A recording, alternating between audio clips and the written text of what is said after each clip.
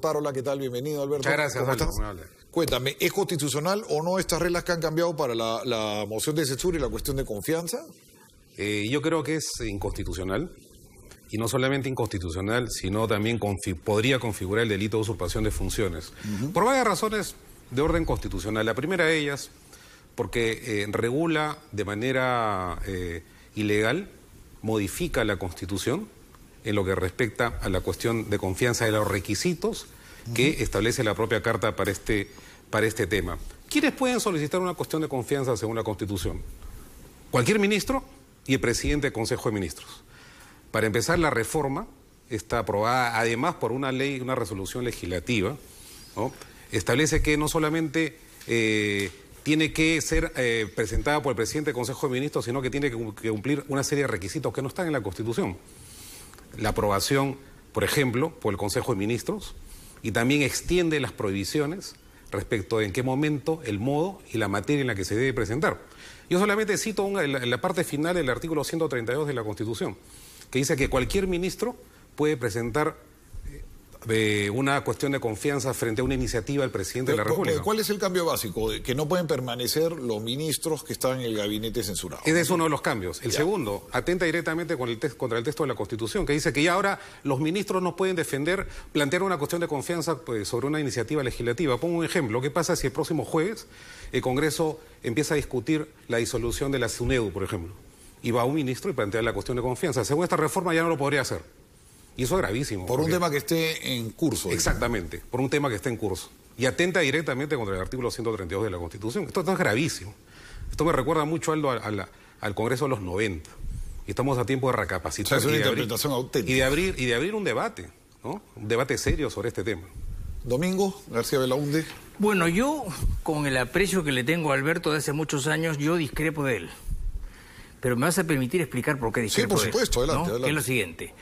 Esta Constitución, con un antecedente que está en la Carta de 1933, distingue lo que es la confianza de lo que es la cuestión de confianza.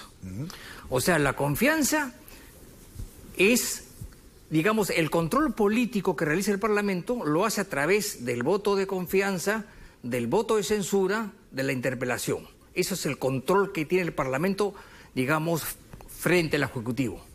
¿Qué tiene el Ejecutivo? La cuestión de confianza. No la estoy inventando. Acá tengo un glosario de Derecho Público Comparado, editado en México, que es traducción del italiano, 30 juristas extranjeros, en la cual dicen que la cuestión de confianza es aquello que nace del Ejecutivo para impugnar cualquier exceso del Parlamento. O sea, todo lo que es moción de censura, moción de confianza o de desconfianza es el arma que tiene el Congreso frente al Ejecutivo. Y lo que tiene el Ejecutivo es la cuestión de confianza que la plantea frente a una iniciativa, a una ley, sea un ministro o dos, o el presidente del Consejo de Ministros, para defenderse frente al Parlamento.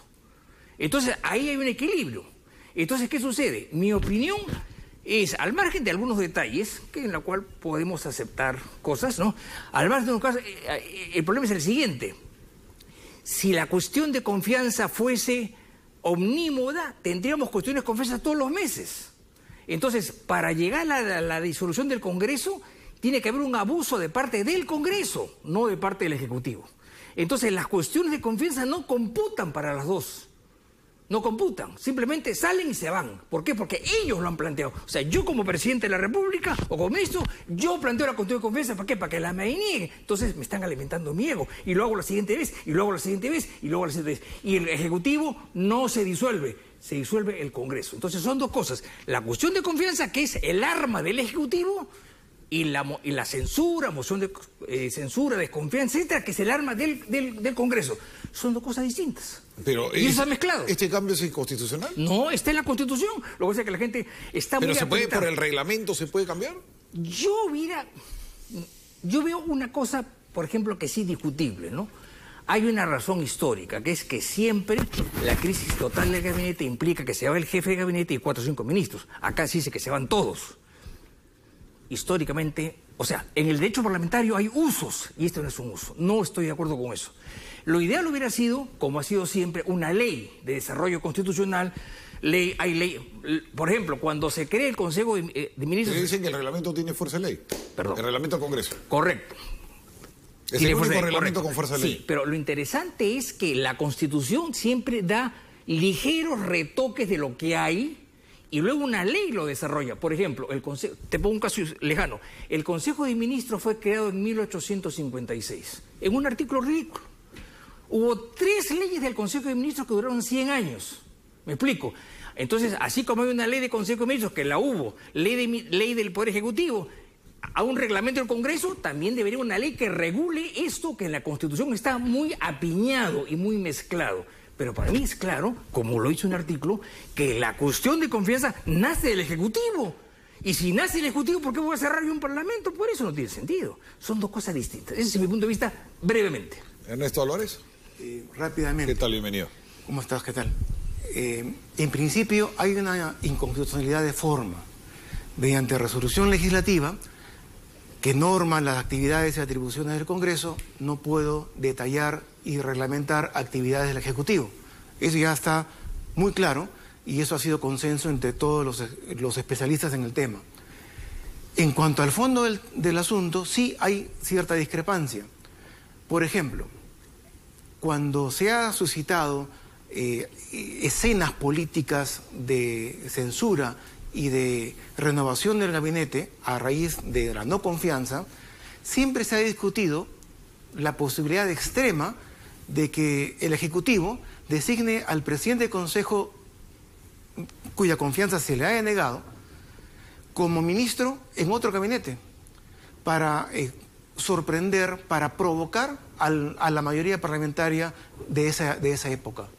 Por tanto, siempre ha habido, si bien es cierto, como bien señala Domingo, un uso y una costumbre constitucional en esta materia en el país, también es cierto que siempre estaba en una zona gris y pendiente de cualquier exageración por parte de ambos lados. Ahora bien, lo que nos estamos olvidando es de que tomar la cuestión de confianza, fundamentalmente a partir de la Constitución de 79, significa tomar todo un paquete de parlamentarismo europeo, lo que significa de que no ha sido cambiado con esta resolución legislativa la forma de gobierno, como señalan algunos constitucionalistas. Lo que ha pasado es que se ha intentado desarrollar malamente por un instrumento ineficaz un tema que merece un desarrollo, que es hasta qué punto en este caso, hasta qué punto un ejecutivo, por el hecho de haber ganado una segunda vuelta electoral, puede gobernar a espaldas de una mayoría parlamentaria que a su vez ha recibido respaldo ciudadano. En sus listas parlamentarias están reflejadas en el Congreso, de forma tal. La cuestión de confianza es el acto por el cual en Europa el líder del partido mayoritario en el Congreso pide la confianza al Congreso, al partido mayoritario, y ha colocado como ministros a los líderes de su partido. Si va en alianza o en coalición, por necesidad, a los líderes de la alianza o coalición, como está sucediendo ahora, se está negociando en Alemania, socialdemócratas con socialcristianos. Son los líderes del Congreso, del Parlamento en ese caso, los que van al Consejo de Ministros, los que van al gabinete. En este caso peruano, como no estamos acostumbrados a hacer política, el presidente quiere gobernar a espaldas de la mayoría parlamentaria. Y con estos instrumentos parlamentarios, en realidad no se puede. Y ya no es cuestión de simpatía, es simplemente cuestión de realidad política. Como Domingo ha quedado en desventaja frente a los dos, no hay problema. Le propongo a Domingo que le conteste yo dos y abrimos un debate. Ya, mira, en realidad la Álvarez. única diferencia básica es con Alberto, lo cual es muy interesante, por supuesto, pero lo que ha tocado Ernesto es clave. O sea, lo que ha venido ocurriendo en el Perú desde el siglo XIX es un proceso de parlamentarización de la Constitución, a tal extremo de que en los años 30, por ejemplo, un gran estudioso que es Manuel Vicente Villagrán, analizando la situación, decía más o menos lo siguiente, ¿no? En la letra, nuestra Constitución es parlamentaria. En los hechos es presidencial. Un híbrido. Un híbrido. Digamos, hay una especie de conflicto entre lo que es la realidad que busca un hombre fuerte y lo que es, digamos, la aspiración que busca frenar al presidente. Y nunca se ha podido. Entonces, esto, por ejemplo, que se pone ahora, de que cuando va un nuevo Consejo de Ministros debe ser el Congreso el que le da el voto de confianza y si no se van, eso estaba en la Carta de 1933. En la del 79 iban y se discutía y no pasaba nada. Entonces, los problemas vienen porque ya hay demasiados instrumentos parlamentarios en la Constitución. El último es la cuestión de confianza, que es una institución netamente europea, como estamos de acuerdo con Ernesto. O sea, hemos metido parlamentarismo europeo en un sistema presidencialista. Así es, así es. Hemos hecho un híbrido, o sea, no tenemos el sistema americano, Estados Unidos o mexicano. Por un agravante que también lo menciona Ernesto, y que es lo siguiente, ¿no? ¿Y por qué nos hemos complicado la vida así? Bueno, esa es una buena pregunta que deben responder los políticos. Mira, por ejemplo, ¿por qué hoy en día, por el caso de, por ejemplo, de Fujimori, ¿no? El año 90, ¿no? Ganó en la segunda vuelta con 56% y tenía 22% en las cámaras, lo que era un absurdo. Yo creo que no le interesó tratar con ese, pero es otro problema. ¿Qué es lo que sucede? Que el método de la segunda vuelta, que es el balotage, que viene de la Edad Media y que lo resucitó la Quinta República con De Gaulle, ¿no es cierto? La segunda vuelta. En la segunda vuelta era para el presidente y para el Congreso. Con lo cual uno sabía perfectamente que el que ganaba en la presidencia ganaba el Congreso. Acá no. Acá el presidente se eligió una vuelta y en la segunda pasa cualquier cosa. Ese es el problema. Pero Sí. Permíteme, pero eso entraña una realidad. La Constitución peruana está ordenando al presidente de la República, que gana con minoría, buscar una coalición. En el país, cada vez que ha habido un presidente de la República sin mayoría parlamentaria, ha habido golpe de Estado. Incluso abril del 92. Ollanta tuvo si se quiere, la virtud de orquestar, de armar una coalición para tener un respaldo mayoritario en el Congreso. Si PPK no lo tiene, el mandato, lo que le está diciendo la Constitución, con estos instrumentos parlamentarios, es que tiene que buscarlo, tiene que obtenerlo, si no, no puede gobernar. Bueno, la cosa es clara, ¿no? O sea, el caso de Ollanta Humala es evidente. Pero yo creo que PPK no le interesa coordinar con la oposición. Así, esa es mi opinión. ¿La opinión de Otarola? No, yo creo que, a ver, acá hay un tema de modelo, efectivamente. Nosotros, a partir este tema de la cuestión de confianza, textualmente aparece con la Constitución de 1993, así como está. La Constitución es... 3.3. Acá te lo puedo pero no en los demostrar. términos de la presentación del Consejo de ha ido Ministros. variando. No, ha ido variando. Y la del 79... Cuestión de confianza, Manuel Vicente Viera en el año 36. Que sí respondía a un modelo más adecuado a la realidad. Decía que efectivamente el presidente del Consejo de Ministros concurría a las cámaras, pero textualmente decía la Constitución, no se planteaba ninguna moción de confianza. Entonces, con lo cual, dejaba las competencias constitucionales del presidente de la República y del gabinete intactas y la función de fiscalización y control del Congreso también. Pero acá se ha dicho que no se vulnera la Constitución. Yo voy a citar una disposición de esta resolución legislativa que es escandalosa, ¿no? Dice, se modifica el artículo 134 de la Constitución, dice, ¿no? ¿Qué dice la Constitución? Que la cuestión de confianza procede únicamente cuando se han producido dos crisis totales de gabinete, ¿no? O sea, la crisis total de gabinete. ¿Qué es la crisis total de gabinete? Eso es lo que pretende interpretar esta resolución legislativa. Pero en sentido negativo dice, no se produce la crisis total de gabinete, dice esta modificación, cuando, por ejemplo, el presidente del Consejo de Ministros renuncia unilateralmente. ¿Y qué dice la Constitución? El artículo 133. El presidente del Consejo de Ministros puede plantear una cuestión de confianza si la confianza es rehusada o si renuncia. Es decir, acá hay una afectación directa y concreta al artículo. Pero suena lógico que si se va el primer ministro se vaya al gabinete, ¿no? Ese es el aspecto constitucional. En el aspecto político, ¿qué cosas hacemos debatiendo en una crisis institucional de la magnitud en la que está el país en este momento? Una modificación de la cuestión de confianza que ha afectado, lo repito, en la forma y en el fondo de la Constitución, cuando estamos ante un pedido de vacancia. No, pero lógicamente es una respuesta política del Congreso. Evidentemente ellos han pensado que Kuczynski les puede sacar la carta Esa de la es la confianza explicación. Y le han tapado el toro. Entonces estamos regresando a las políticas de los 90, ¿no? Una legislación reactiva que pretende proteger a la estabilidad laboral de los congresistas y que es marcadamente inconstitucional. Esto no resiste, me parece, ni una evaluación, ni un control constitucional, que entiendo se va a ir también al Tribunal Constitucional. Yo creo que lo que está, el contexto en el cual está ubicado esta resolución legislativa es un enfrentamiento estéril entre dos partes que necesitaban permanecer unidas o coordinadas para cumplir sus objetivos. PPK pasar a la historia como un reformador del Estado y un propulsor de las inversiones, y el fujimorismo, mayoría parlamentaria, como un gobernante serio, potable para el 2021. Los dos están fracasando, sumergidos en esta lucha estéril. Ahora, se dice que efectivamente algo se estaba preparando en contra de la mayoría parlamentaria y que esto ha sido una reacción política inmediata, sin ninguna pretensión de ser permanente en el tiempo, lo que sí ha ganado 4 meses, lo que va a durar la dicen resolución que ellos saben en que el tribunal no le va a dar la razón, pero son 4 meses. Así es, en tanto resuelve el tribunal, bien puede la mayoría parlamentaria hacer la ley de desarrollo constitucional. Yo quería preguntar a los tres. Mercedes Arauz ha llamado esto de la vacancia cuasi golpe de Estado. No, ¿Creen que exageró? No, exageró no, eso es una demagogia barata. Demagogia barata. Claro, lógico. Los golpes de Estado son aquellos golpes que se hacen contra la institucionalidad. Ahora, la vacancia presidencial, nos gusta o no nos gusta, está ahí. Y está ahí desde 1839 como incapacidad moral. No le hemos inventado Ahora nosotros. ellos discuten, dicen que la incapacidad moral era para alguien que era orate. No es así. En Estados Unidos, que es de donde viene todo este asunto, te voy a... Bueno, y a Fujimori se le aplicaron sin ser Así orate, es. ¿no? Mira, te voy a contar una anécdota que está en todos los tratados del asunto.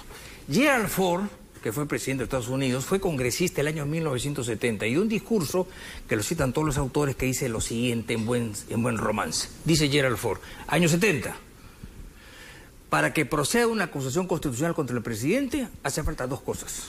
1, que tengamos la convicción que no merece estar en el cargo. Y 2, que alcancemos la votación necesaria. Punto. Ese es el asunto. ¿La opinión de ustedes? No, pero yo creo que, alguien decía una vez que creo que Antero Flores Arauz, que un carterista tiene más garantías del debido proceso que el presidente de la República. No, porque el presidente de la República... Y además yo creo que este tema de la incapacidad moral permanente es un tema decimonónico que tiene que ser retirado de la Constitución, porque todo aquello que no esté legislado o desarrollado atenta contra la tutela procesal efectiva. Pero más allá de eso, lo que yo creo es que la forma en la que se da esta decisión del Congreso puede ser pues un golpe de Estado civilino. Es decir, están tratando de frenar a la capacidad y las facultades y competencias del presidente de la República, que no se las otorga el Congreso ni el senador Mulder, por si acaso, están en la Constitución. Y viendo ya el problema político en el tema de la vacancia, yo creo que estamos caminando peligrosamente hacia un terreno en virtud del cual la institucionalidad del país está seriamente lesionada. Todo está paralizado, Aldo. Todo está paralizado por culpa en este momento de los políticos. Yo no creo que sea inconstitucional en absoluto. Aún más se ha interpretado en otras partes de que el concepto de vacancia moral, no olvidemos que la palabra moral viene de mores, que son costumbres, usos y conductas. Hoy en día se interpreta que incapacidad moral es la conducta de la persona. Y si esa persona que está ahí no merece estar donde está porque su conducta no lo permite, pues sale. Ahora, yo no digo que esté bien o mal la vacancia, ¿no? Eso no lo voy a discutir, eso lo discuten los políticos. Quizás no sea oportuno, no lo sé. Lo que digo es que está ahí y no ha sido modificado. Y moral, en el siglo XIX podría parecer un orate, pero hoy día no. Hoy día es la conducta de las personas. Ese por un lado. Y por otro, lo que hay que ver básicamente es tratar de deslindar lo que es el análisis doctrinario, número 1, 2, del análisis político, número 2, y del análisis político partidario, que son 3 niveles distintos. Cuando habla la señora Mercedes Arauz, está hablando política partidaria. Cuando hay un analista político que escribe en tal o cual sitio, está haciendo análisis político.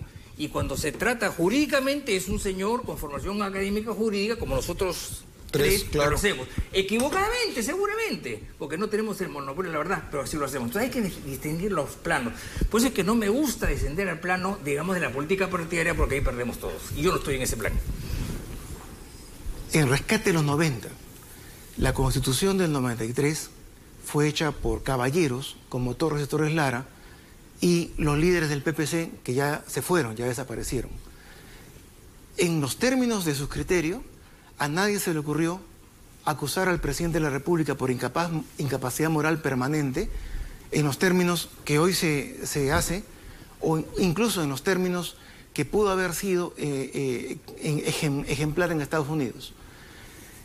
Es más, intentaron blindar, a mi juicio indebidamente, al presidente de cualquier acusación constitucional, de forma tal que lo que han creado, y ahí coincido con ustedes, han creado un blindaje absoluto jurídico al presidente de la República que puede hacer el dislate o el cometer el delito más grande y no puede ser acusado ni procesado por ello, pero al mismo tiempo han dejado abierta la puerta del garaje con una vacancia por incapacidad moral. Pero Fujimori fue que vacado. nadie entiende.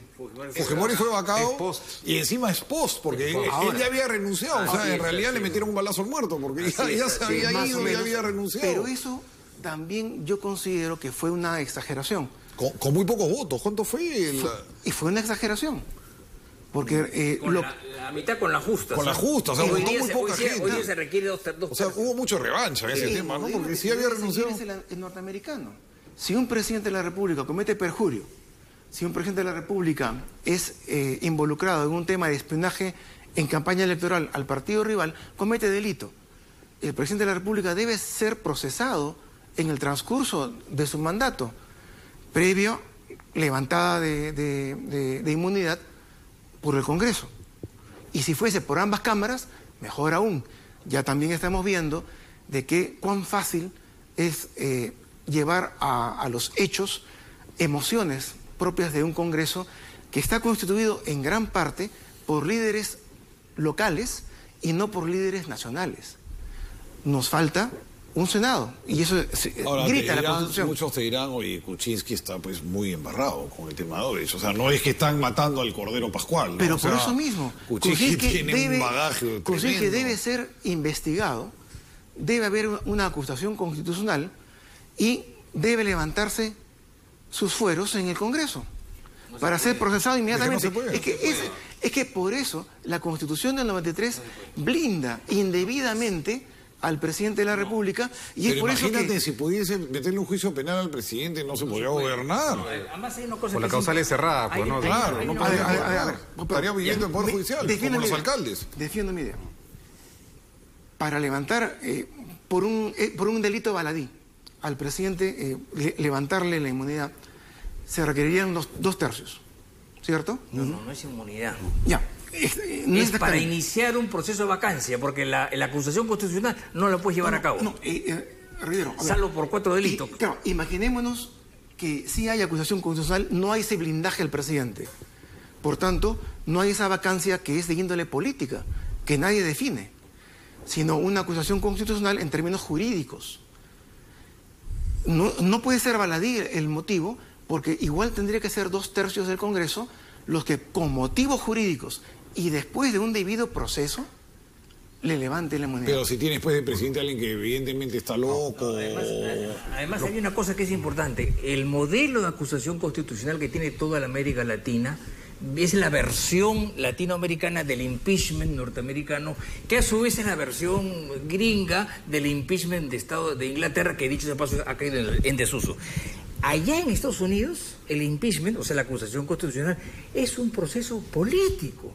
No hay que llamar a peritos, ni a economistas, ni a técnicos. Es un proceso meramente político, en el cual hay un mínimo de debido proceso, como lo ha habido en el caso de la vacancia del 21, que se le avisó, estos son los cargos, estos son los descargos, asiste usted al pleno, tiene usted su abogado, y el debate, y se acabó, no hay más.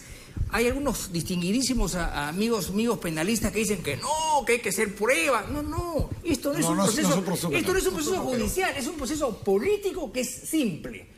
Ahora, la acusación constitucional, o sea, mientras que el proceso político tiene un debido proceso, en la vacancia muy cortito, en la acusación constitucional dura 2 o 3 meses. O sea, tampoco es poca cosa. Lo que pasa es que, y hay que dejar aclarado, cuando viene la acusación constitucional que implica la destitución del presidente de la República, se deja abierta el que pase el expediente al Poder Judicial. Ahí serán las garantías del caso, siempre y cuando haya delito, porque se le puede remover un presidente por delito o simplemente por infracción o por lo que fuese. ¿Me explico? Pero eso, no confundamos el proceso judicial, el penal o el civil, con el proceso político. Son dos cosas distintas. El proceso político yo creo que tiene que contar también con mínimas garantías de defensa, ¿no? Y el presidente tiene que estar blindado para enfrentar eventualmente a una mayoría parlamentaria adversa. Ese esquema está más o menos en la Constitución. Pero regresando un poco, ¿cuándo se produce lo que se llama la crisis total del gabinete? Está en la Constitución, por Dios. Eso no necesita legislarse o requiere un debate de desarrollo constitucional. Uno, si la confianza es rehusada, ¿no? Dos, si es censurado el gabinete. Y tres, si es removido el gabinete por el presidente de la República. Esas son las tres causales, no hay más. No sé de dónde se han inventado algunas causales que, dicho sea de paso, las han establecido a través de una norma que es infraconstitucional, ni siquiera es reglamentaria, y quieren, digamos, sacar, ¿no es cierto?, de contexto este proceso que abiertamente nos está dejando ante una situación que ya, con esto concluyo. Sí. Uno, los congresistas, ¿no es cierto?, se han asegurado la estabilidad laboral, esa es la interpretación política, pero desde el punto de vista constitucional lo más grave es que ya empezó a vulnerar la Constitución y les está gustando, igualito que los 90, y lo van a seguir haciendo. Entonces, es momento de hacer una reflexión y también una gran movilización para evitar que el abuso de una mayoría temporal pueda seguir afectando a la Constitución. Agotado este tema, una pregunta rápida, porque ya me están pidiendo el tiempo, una pregunta rápida a los tres. Eloy Espinosa puede seguir siendo, debe seguir siendo, merece seguir siendo integrante del Tribunal Constitucional luego que se ha descubierto que evidentemente no era doctor ni tampoco catedrático como puso en muchos escritos y ante el currículum que presentó en el Congreso.